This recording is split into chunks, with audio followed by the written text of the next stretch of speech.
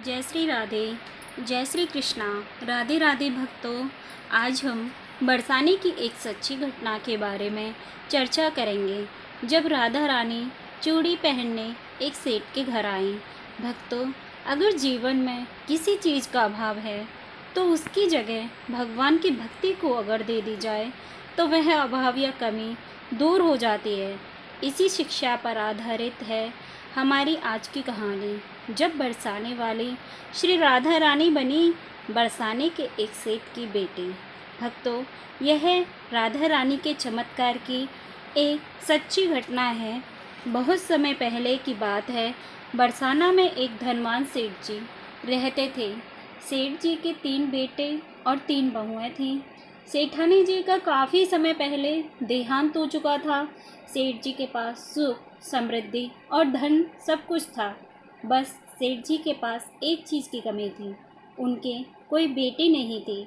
एक बार सेठ जी के घर एक संत आए तो सेठ जी ने उन्हें अपना दुख बताया कि मेरे पास सब कुछ है, बस एक बेटी की कमी है।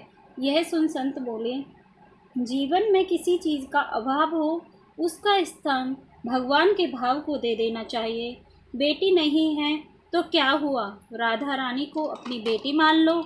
यह कहकर संत जी ने सेठ को राधा रानी की एक तस्वीर दी। सेठ ने यह तस्वीर अपने कमरे में टांग ली। अब सेठ जी सोते जागते उस तस्वीर को निहारते, सुबह शाम उससे बातें करते, उन्हें भोग लगाने के बाद ही भोजन करते। ऐसा ही कई दिन बीत गए। सेठ जी के जीवन का अभाव दूर हो गया था।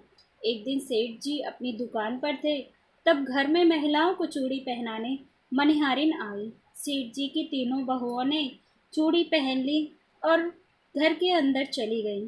तभी मनिहारिन के आगे एक और हाथ आया। मनिहारिन ने सोचा सेठ जी के घर कोई मेहमान है। मनिहारिन ने उन्हें भी चूड़ी पहना दी।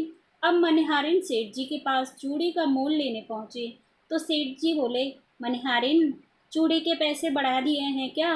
वह बोली, नहीं सेठ जी, हमेशा 3 स्त्रियों को चूड़ी पहनाती हूँ, आज 4 स्त्रियों को पहनाई हैं। सेठ जी बोले, मेरे घर में तो बस 3 बहुएं थी, चौथी तो कोई भी स्त्री नहीं है।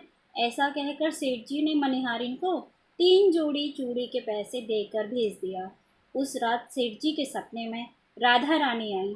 वह बहुत उदास थी। सेठ जी ने राधा रानी से पूछा, बेटी तुम क्यों उदास हो? तो राधा ने नम आँखों से और भरे गले से बोला, पिताजी आज मेरे घर चूड़ी पहनाने मनिहारिन आई थी, मैंने भी उससे चूड़ियाँ पहन ली, परंतु पिताजी ने अपनी 3 बहुओं की चूड़ियों का मोल तो मनिहारिन को चुका दिया, परंतु अपनी बेटी को भूल गए।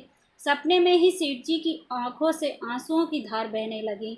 अगले दिन सुबह सुबह सेठ जी मनिहारिन के घर पहुँचे और बोले, मनिहारिन तेरा भाग्य तो संत महात्माओं से भी बड़ा है। मैंने श्री राधा रानी को अपनी बेटी माना है, लेकिन अभी तक इन आँखों से उनके दर्शन नहीं हुए और तुझसे तो वह चूड़ियाँ पहन गई। सेठ जी मनिहारिन के चरण पकड़कर बोले, तुमने मेरी बेटी को चूड़ियाँ पहनाई हैं, जो मोल लेना है ले लो। यह सुनकर मनिहारिन की आंखों से आंसू गिरने लगे। बोलो राधे राधे।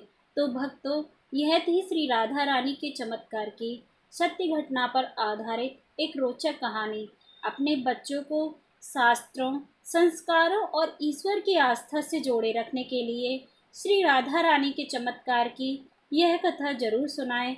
आगे भी इसी प्रकार की रोचक कथाओं से जुड़े रहने के लिए हमारे इस चैनल को सब्सक्राइब करना ना भूलें। राधे राधे।